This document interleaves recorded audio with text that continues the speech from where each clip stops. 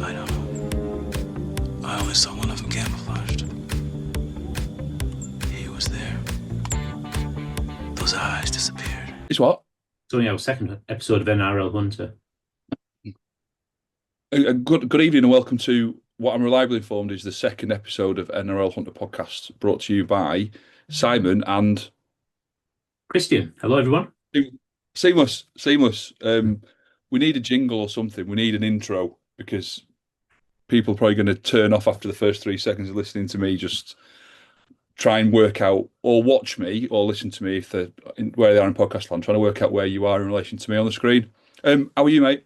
I'm very good, mate. And before you worry too much about in relation to whoever on the screen, we do have a little bit of a technical problem since our first NRL Hunter UK podcast of quite some time ago, in that we couldn't get it published onto any of the podcast platforms. We had massive issues that we still haven't been able to resolve. So currently, the only place that you can watch this and listen to it is on YouTube. There you go.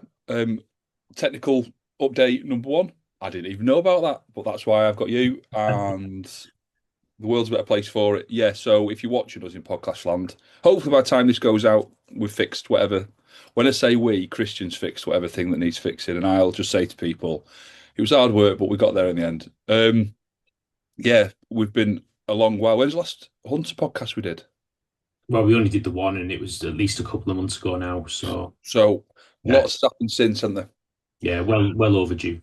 I mean, the main thing that's happened that we need to talk about is we've got our 2026 calendar out, which is massive, in fairness. We were at a disadvantage last year, this year, in that we came to the table quite late and everyone's calendar were filled up. Now, we made no secret of the fact that we wanted to get our calendar out early, and we also were very fortunate to have some positive conversations with other match providers beforehand to deconflict our calendars. So we're confident that there shouldn't be any real overlaps unless either someone has to run a competition on the same weekend, which happens. It just happens. But hopefully this means if you're out there, you don't have to worry about whether you're going to shoot a PRS match or you're going to shoot an NRL match, and we can all just continue to fill the calendar with as much shooting up and down the country as possible. Yeah, more shooting for people, more options can only be a good thing, can it? Yeah, the dates are all on the website. The dates are all over social media as well. I won't just rattle them off now because people won't be scribbling them down. But Pro Shoot, the Quarry at Humberside, which those that have shot with us know those two venues already. Continuation of Orion, where we'll be next month, which we're very excited about. We've got 2 matches at Orion. He looks at his calendar. Yeah, 2 centre-fire matches at Orion, which will be fantastic, including the 2-day grand finale.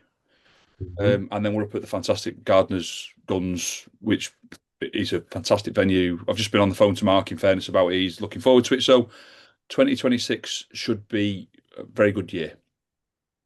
Yeah, absolutely. And like you say, we wanted to get those dates out very, very early, not just so other matches could deconflict the calendar as best they can, but also so that people can get them put up on the fridge and get ready for it. Yeah. One of the main reasons we were both very keen. One of the main reasons I was keen to get the dates for 2026 out is because once we had the match dates out, we could then start to look at training dates. We have had lots of people ask us about training. I've always been quite outspoken when it comes to training. It's got to be consistent wherever you're running it. It's got to be provided by a credible organisation. The instructors have got to be credible and qualified. And without those things being in place, we wouldn't run training. It's not training, it's a kickabout. There's a difference between, I would say, the difference between a kickabout when it comes to football and a training day is how it's put together and who runs it, and whether there's learning objectives and the people. No disrespect, the people that are running it have done various qualifications to deal with different learning styles and all those things. So since we last podcasted, we have got to the latter stages of a relationship with a British organisation. I'm trying my hardest here to support the training that we're going to be delivering. Now, I'm optimistic that we'll be able to announce all that very, very soon. But at the moment, we're still in the last stages of it. But what that will mean is with training events up and down the country, run to a national standard with national accredited coaches, all of whom will have something to add to the training, either a degree of proficiency or a talent in teaching, whatever it might be. These will be people that deserve to stand in front of you if you're paying to be there. Training will be run in rimfire and centrefire, with venues everywhere, and wherever we're running a match, we can run training.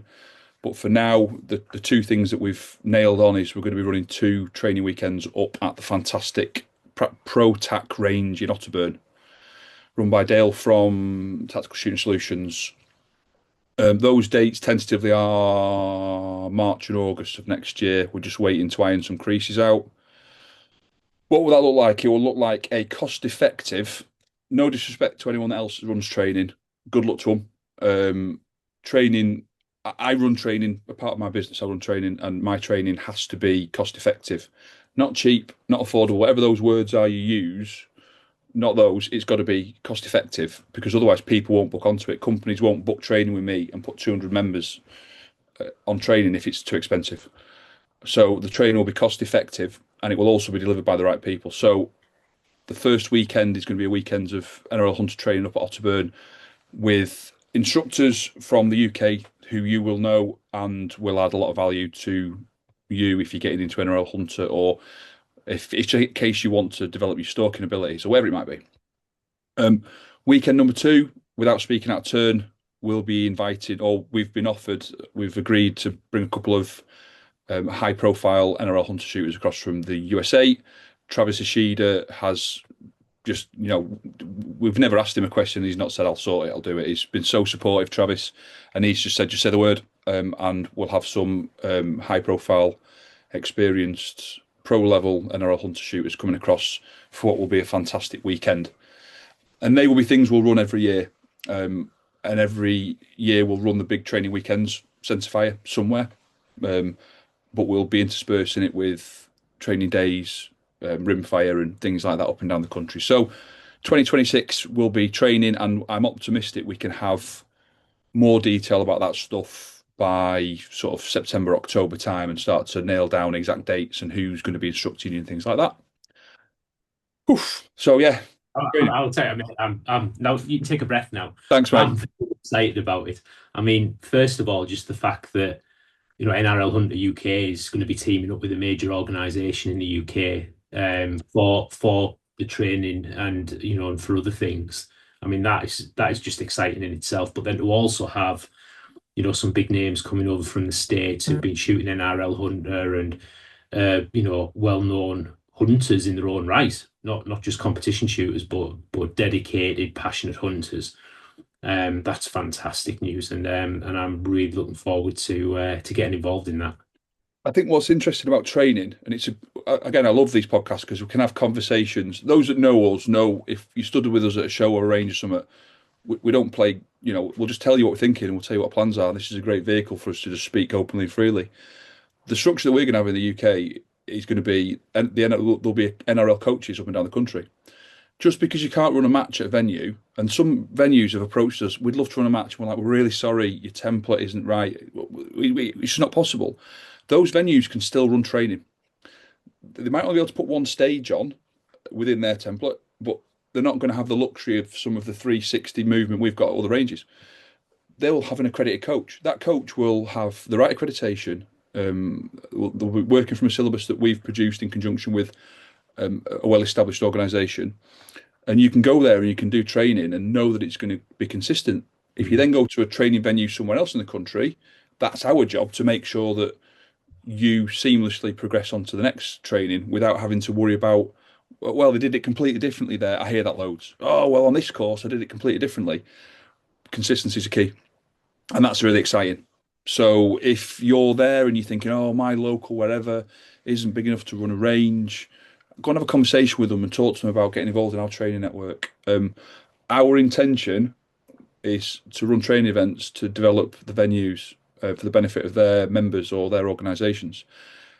I've been quite outspoken in the past. We're not going to ride into town run a course right off with a load of money, and leave the venue scratching their heads to saying, why do we bother doing this? You know, I've had some very positive conversations with venue operators, and we're saying this is an opportunity to develop your own infrastructure, run more recognised and organised training events, and attract new members. And that's what it's all about. It's all about making these venues better, bigger, improving the capability of the staff and the trainers, and just getting people better at what they do. More ethical hunters, all the things that we say, making them safer, more confident, transitioned across to lead free stuff, conversations like that. Training's going to be exciting. Yeah, and then once you've been on the training course, there's no better place to get a high volume of rounds down range practicing what you've learned than at an actual match. Yeah, very much so. Our matches are very much set up so that if you don't want to approach, you don't have to approach them as a competitive event. You can treat them very much as for your own personal development and personal learning and training. Yeah. Yeah. I'm still a firm believer in. I love the matches. I love the camaraderie. I love the banter. I love the people coming off the stage and going, "That was brilliant." I love all that. I'm actually more excited about the training. Not going to lie. And when we're very fortunate, when we've spoken to training partners, I'm going to call them our training partner. When we spoke to our training partner, they were very much on the same page as us. These are the things we need to do. We've been saying this for a long time. We've needed a vehicle to do it, so we've met in the middle perfectly. And I'm fingers crossed optimistic that it'll work well. So yeah, exciting times. Right, enough about training. What else have we done? We've done the National Shooting Show. I nearly called it the Northern Shooting Show. That would have been a faux pas. We did the National Shooting Show in May. Yes. Yeah. With Viking, with Mike from Westlander selling lots of Cellier and Bellot, with Savage and Ruger and Loopold on the stand, and we had a simulated NRL Hunter stage. Do you want to talk about that a bit? Because that was your... Yeah, I mean, if anybody's been to the show at Harrogate before, great outdoor. There's an indoor area, but a fantastic outdoor venue as well. So we made sure that we got a good corner plot at the show, so that we'd have a bit of space to set up an NRL Hunter mock stage. So we had up some of our targetries from ProTac. We set up tripods, shooting sticks with binos, just so that we could demonstrate to people how an NRL Hunter match works. And it's very popular, wasn't it? We had people constantly stopping by, asking questions, wanting to take a look. Yeah, it was a great event, and as always seems to happen at that show, the sun was shining. Yeah, it was. I'm not gonna lie to you, it was too hot. Yeah. Those who know me know that the solar panel don't make any difference apart from it just burn. I was hiding in the shade like a dog all weekend, but it was brilliant. Great show, some great friends there. We've got friends people we've worked with for years, industry people, and it's always a nice opportunity to catch up. We were very well received. It was a constant flow of people wanting to know what was going on. Leaflets flew out. Lots of people wanting to talk about how they're going to transition their kit for this coming year. We had people sign up as members. The show, unfortunately, those that know about shows know that the National Shooting Show used to be the Northern Shooting Show, and it's been sort of dwindling away a little bit, and they've now announced that they're going to be moving it down to Stoneleigh. So watch this space in relation to what happens in the future in Harrogate. There will be a show in Harrogate. I've said that from the day that they said there won't be a show. I said there will be. So, but we had a great show. I love the venue. The venue needs to be more out. Personally, any show there needs to be more outdoors. I went to the Great Yorkshire Show a few weeks afterwards, which is one of the biggest agricultural shows in the country. 35,000 people a day, phenomenal numbers. It was 98% outdoors. Indoors was used for people selling food that didn't want flies on them. That's pretty much it. Everything else was outdoors. I've always said if you're in the shooting industry, the country sports industry, you do it all outdoors, with the exception of indoor ranges. But we should be looking at these shows being outdoors more because it lends itself more to what we do. But anyway, I digress. We had a great show, and it was great to speak to new people and get amongst it all. Right. So that's what we've been doing. What are we doing next? Well, hot on the heels of our match over in Wales, we've got our next 2-2 match, which is going to be a one-day match at Legates Quarry, Humberside, and that is actually this coming Saturday, the 26th of July. I'm very, very excited because we've been able to manage the numbers of shooters and the number of ROs that we've got to be able to offer potentially a 12-stage match, which I think is absolutely, phenomenal. If we can get a 12-stage match in place on Saturday, which I'm very confident of, that's going to be a really exciting event. And I'd just remind everybody that our one-day rimfire matches are discounted from £50 to £40. So 12 stages for £40. What's that term? You can't fall off. I've never heard that, but I like it. I think I might have that. You can't fall off.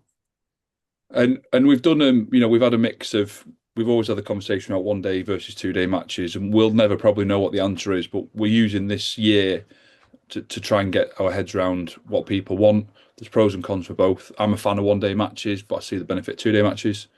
Just for example, our match at Legates Quarry next year, which is the first match of the Rimfire series next year, is a 2 day one at the same venue. So I think we'll be 2 or 3 years down the road before we get to a balance. And who knows, we might continue to mix them up. That's Christian's headache, because then he has to work out how the scoring works and all that sort of stuff. That's not a problem for me. Another headache that was given to me by the shooters that competed in our first match at Legates Quarry was, how do we have more stages in the wooded area, in the woodland? If anybody's been to Legates Quarry before, it is what it is. It's a massive quarry.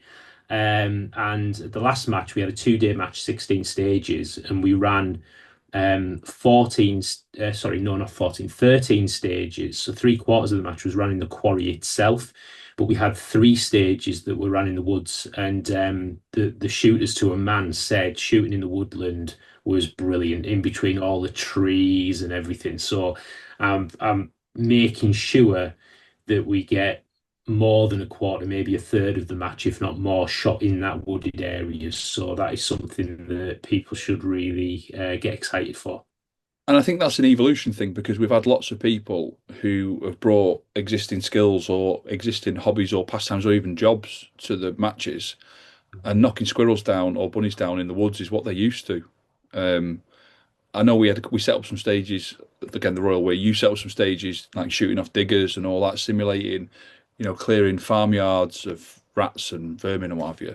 So it's been really interesting to let people come and tell us what they need, and we'll just adapt the stages to gear it towards what our members need. In the same way, the targetry at Legates Quarry this weekend will be different to last match there, based on feedback from someone saying perhaps you could do this or do that. Done, changed. It'll be a brand new course of fire. No stage will be the same as before.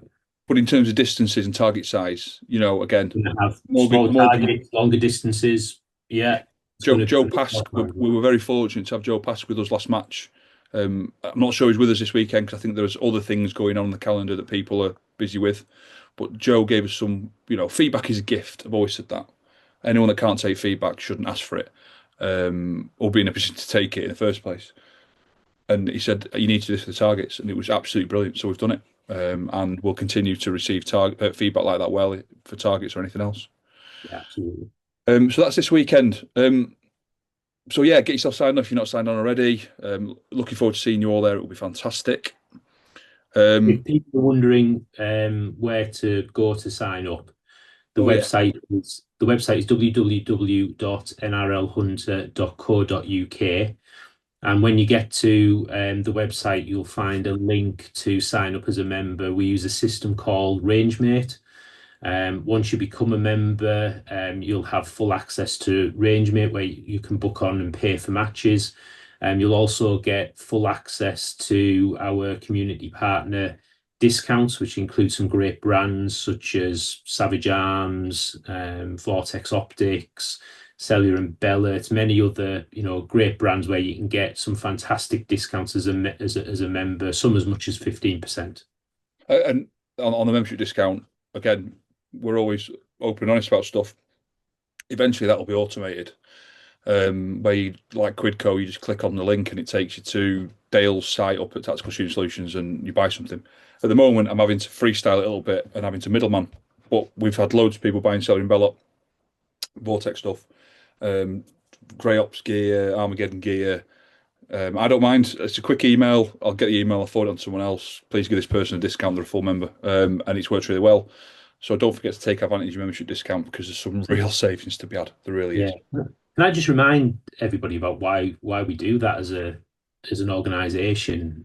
Shooting is not. You don't like it when I say inexpensive. I don't like the words cheap, and I don't like. But anyway, we as shooters we could all do with a little bit of help financially to be able to enjoy our sport a bit more often, to do more shooting. So what myself and Simon said was when we were setting up NRL Hunter, we wanted our matches first and foremost to be as affordable as possible, and that's why we give a discount on the match fee to our members. And we also wanted to support our members in other ways as well, to be able to compete and hunt and so on. So that's why we teamed up with the community partners to bring discounts, significant discounts. So, you can get everything you need through our community partner discount scheme to be able to set yourself up with everything that you need to come and shoot a match or to go out hunting. So, yeah. And equally, like anything, technology is a barrier to stuff. It slows things down. And equally, people are very busy. And some of these big companies, like anything, if you want to work with a big company or you arrange to work with a big company, sometimes you're going to have to be patient because these people are busy. With two partners coming on board imminently, one is a very, very high profile British manufacturer of stuff we both already use, who we had a very positive conversation with. They're just getting their head around all the technical side of it. We'll be announcing them soon. I hope to have done it by now, but I think you were away fishing or something. Not you. I'm talking to the man that I'm not going to name for giving the game away. You were away fishing or something like that. But it's going to get sorted soon. And the other one is, I'll make no secret of it. Reloading UK are coming on board as one of our partners, offering a discount on all the reloading equipment and peripherals and accessories and all that sort of nonsense. They are the marketing team do a fantastic job. We've been working with them for a long time, and they are quite simply the biggest reloading company in the UK. We're just waiting for the artwork, is the truth be told. Once the artwork's out, we'll announce it. So we're constantly growing that, and there's the competition and the training as they all move forward and we get bigger and bigger. More partners will come on board, more discounts will come on, and hopefully, as many people saw when we went to Gardeners and we all stood having a barbecue and a beer the night before the match and we were chewing about all this sort of stuff.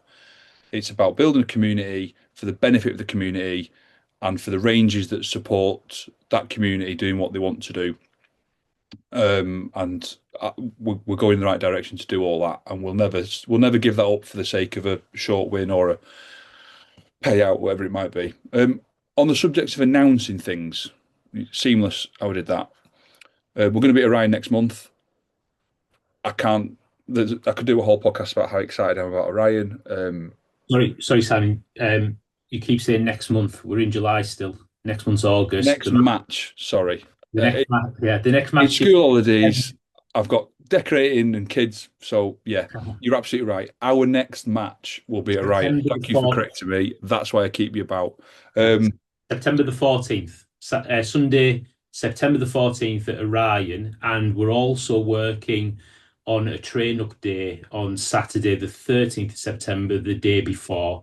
We know that the range is available. We're just waiting for the range to come back to us just to finalise making that booking. And we should be able to say something about that shortly.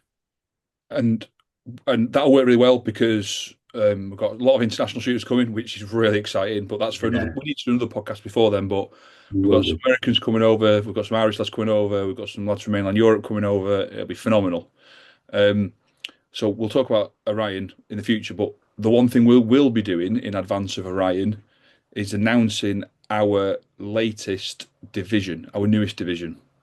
Something we've been talking about for a long while, something that has a personal resonance with me, but I know a number of our members will benefit from it, is that we are going to open, it won't be in time for this weekend, but we're going to be introducing our military and law enforcement officer category, which I'm really excited about.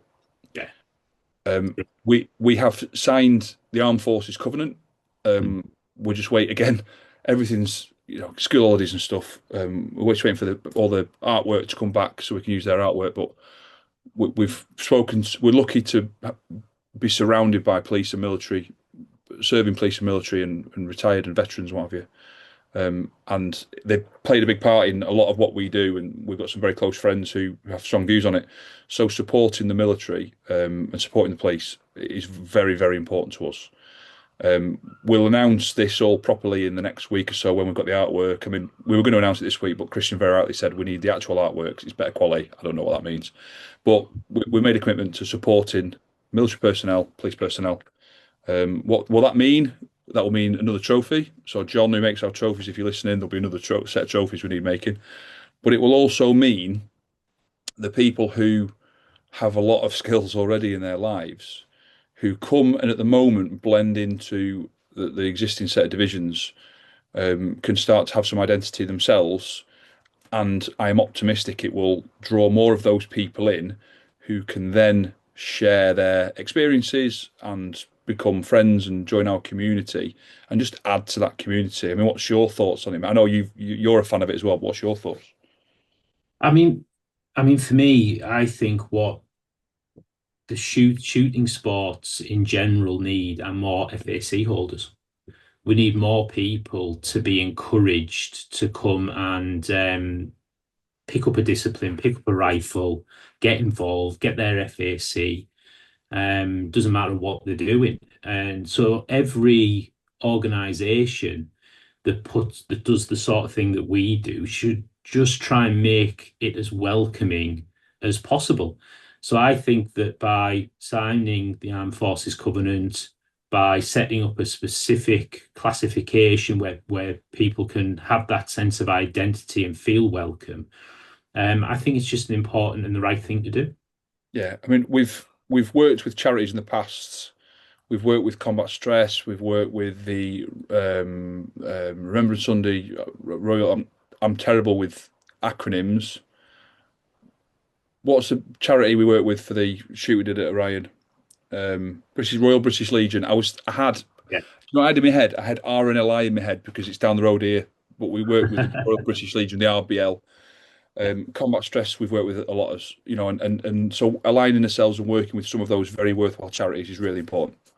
And trying to do some good and some education. Education is a massive piece of what we need to do with NRL Hunter. Only this more, he'll forgive me, no name, no pat and all that, but Mark Gardner, biggest commercial range in the country. What has he got? 28,000 acres. Right. Biggest commercial range in the UK, potentially puts more rounds down range than anyone else in the country, apart from Bisley, but Bisley's different. So he's having a conversation about making his range lead free. And I immediately said, well, I've got strong views on that. Christian and I only last week were looking at copper match solids and how to make an evolution away from, well, make a evolution to lead-free shooting within NRL Hunter, which is what everyone will want us to do. And that education piece in itself, again, our training partner in relation to training, that's something they need to get over as an organisation. And if we can try and promote those sorts of things, and then we can bring people in that have a level of understanding to share those skills, again, just making people aware of issues that need addressing, including how difficult it is at the moment in this world to be in the military, to be in law enforcement, because the world's a dangerous place. So the more we can do to support those people, the better, and the more we can do to support the charities to support them, the better, and then on it goes. Amen. For Jamie Calais, straight away, you're not getting a tomahawk, you're not getting an axe, you're getting the same trophy as everyone else. if our law enforcement and military personnel, of which we've already got a load of them, some of them who I always say to him, he's military, a complete stranger, shakes on the night before, gets set up, goes in the range, he's military, and he comes away afterwards, and we have that conversation. But he's shooting in open light or open heavy, so these it'll be much more obvious. But whether our police and military contingent want to make their own trophy or have a conversation with them about doing something, I'm cool with that. We like the Tomahawk. For those who didn't see them, I'm saying Tomahawks. People are thinking, why is this Northern gone mad? There's a specific competition in the States, one of the NRL Hunter matches, that give Tomahawks as their trophies, and they're very cool. And that's where one of the reasons we got the idea is we saw they had an LEO military, which isn't actually a category within NRL Hunter in the States, is it?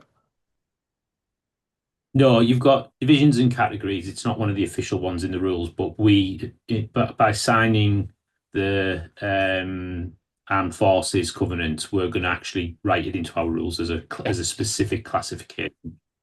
So we saw that and we were like, because we know military LEO from our precision rifle days, and the Worlds and Dan Owens and all the boys shooting for the military.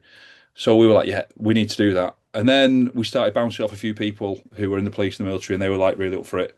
And then they wanted shiny things because that's what the military want, shiny things. So might be Tomahawks. Watch this space. That's everything I've got on my list, mate. We're half an hour in, so we're absolutely flown through. Anything else we need to talk about?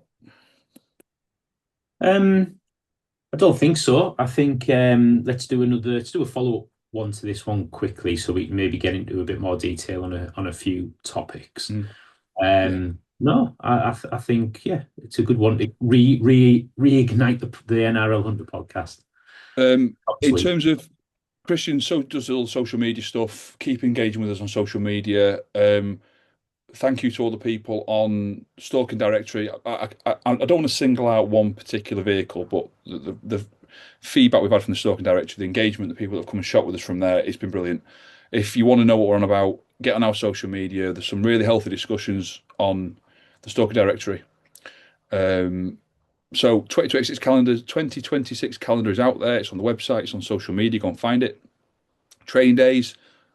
We still want to hear it. Talk to us about training days, what you want them to look like. Hopefully we'll have some meaningful update in relation to that in the next few weeks. The Northern Shooting Show, we had a great time. Let's see what happens in Harrogate next year. This weekend's match, come and see us up at the Quarry for what will be a fantastic day's event for 40 quid and some rimfire ammo. You can't really go wrong. Come and shoot the skills category and learn what Hunter's all about and get your bearings in relation to whether it's something that's for you, and if so, how you want to build your kit and your rifle to take part in a certain division. And military LEO, thank you to everyone that does what they do in the military and law enforcement in this country. We will do as much as we can to recognise that and support you and veterans and what have you going forwards. Again, if you're in that category and you've got ideas on how we can do that, just tell us. We want to know. We're very fortunate we already have a lot of people around us from the military and law enforcement, but we haven't got all the answers. So it's going to be an interesting rest of this year and rolling into 2026, onwards and upwards, as I say on various occasions. Absolutely. I don't think this is going to be the end of us announcing new and exciting developments that are happening in the world of NRL Hunter across Europe. So just keep watching this space, and hopefully I'll see many of you on Saturday at our next match. I like what you did then. Look after yourself. Be good to one another. Is that what you say? Yeah, be good to one another, guys. And we'll see you on the side of a hill soon. Thanks, folks. Bye now. There's nothing but a couple of guys running around out there, and we got to take them down. You still don't understand it, Dylan, do you? Whatever it is out there, we killed Hopper. And now it wants us.